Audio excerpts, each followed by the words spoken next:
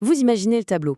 On vient de finir un trail magnifique. On est euphorique en passant la ligne d'arrivée, mais au lieu de la médaille, la vraie surprise, elle est sur le pare-brise. Une facture bien salée. C'est la mésaventure qu'ont vécue des centaines de participants au trail de la Côte d'Opale. Alors comment une si belle fête sportive a-t-elle pu virer au casse-tête financier? On décortique ça ensemble. 135 euros. Non, ce n'est pas le prix du dossard et encore moins une prime de victoire.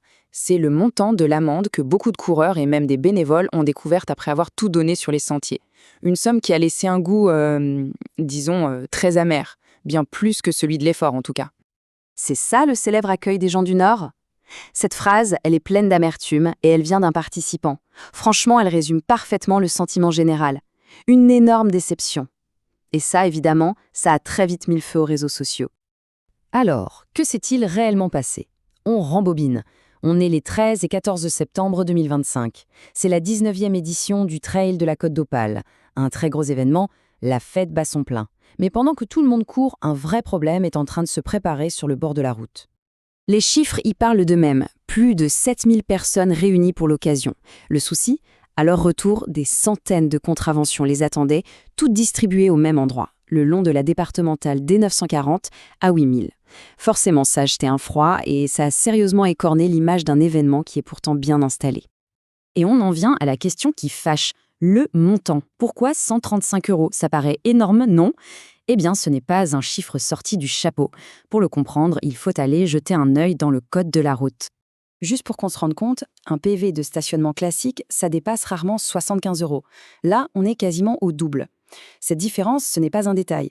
Ça nous dit que les autorités n'ont pas du tout considéré ça comme une petite erreur de stationnement. Pas du tout. Pour comprendre ce chiffre, il faut donc parler un peu loi. Parce qu'on n'est pas sur une simple amende de parking. Non, on est sur une contravention d'une toute autre catégorie. Voilà le terme technique, c'est une contravention de 4e classe. En clair, ça veut dire que le stationnement a été jugé dangereux ou très gênant. Les forces de l'ordre ont estimé que les voitures ne faisaient pas que prendre une place, elles créaient un vrai risque pour la circulation et la sécurité. Et attention, parce que les conséquences peuvent vite s'alourdir. Si on tarde à payer, l'amende peut grimper jusqu'à 575 euros, sans parler du risque de retrouver sa voiture immobilisée ou pire, emmenée à la fourrière. La facture finale peut donc devenir bien plus salée que les 135 euros de départ. Alors comment une organisation qui semble si bien rodée a pu se retrouver dans cette situation? Eh bien tout laisse à penser qu'il y a eu une sorte de collision frontale entre le plan qui était prévu et la réalité du terrain. Sur le papier pourtant, le plan semblait solide. Un village de course à Wimereux, des parkings gratuits et surveillés, et même des navettes pour ramener tout le monde. A priori, tout était calé pour que ça se passe sans le moindre accroc. Sauf que la réalité a été bien différente. L'arrivée de plus de 7000 personnes en même temps a complètement saturé le dispositif. Dépassés, de nombreux participants ont fait ce qu'ils pouvaient. Ils se sont garés le long de cette fameuse route D940.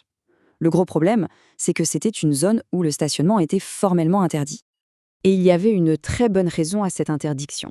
Cette route, elle longe le parc d'Oulouve, qui est un espace naturel protégé. Le stationnement y est interdit, oui, pour la fluidité et la sécurité, mais aussi pour préserver le site. La ruée des coureurs s'est donc heurtée à une règle locale qui, elle, n'était pas négociable. Bon, après ce constat un peu amer, la vraie question c'est comment faire pour que la course reste une fête et qu'elle ne se transforme plus en cauchemar administratif. On peut essayer de tirer quelques leçons de tout ça pour les prochaines éditions. Pour les futurs participants, voilà 4 règles d'or à retenir. La première, c'est la base. Utilisez uniquement les parkings officiels. Deuxièmement, anticipez en réservant les navettes bien à l'avance. Pensez aussi à arriver avec pas mal de marge pour éviter le stress de dernière minute. Et enfin, le conseil le plus important, il faut ouvrir l'œil et respecter à la lettre les panneaux de signalisation. C'est la loi de la route qui prime, toujours. Alors, on peut déjà noter les dates. La prochaine édition est prévue les 12 et 13 septembre 2026. En étant bien préparé, cette fois, la seule surprise devrait être la beauté des paysages et pas une amende sur le pare-brise. Au final, toute cette histoire nous laisse avec une question de fond. Entre l'euphorie d'un grand événement et la rigidité de la loi, où se situe la responsabilité? Est-ce que c'est du côté de l'organisation, qui doit peut-être mieux anticiper ce genre d'afflux, des autorités, qui pourraient se montrer plus souples, ou bien des participants eux-mêmes, qui doivent rester vigilants quoi qu'il arrive? Le débat, lui, reste ouvert.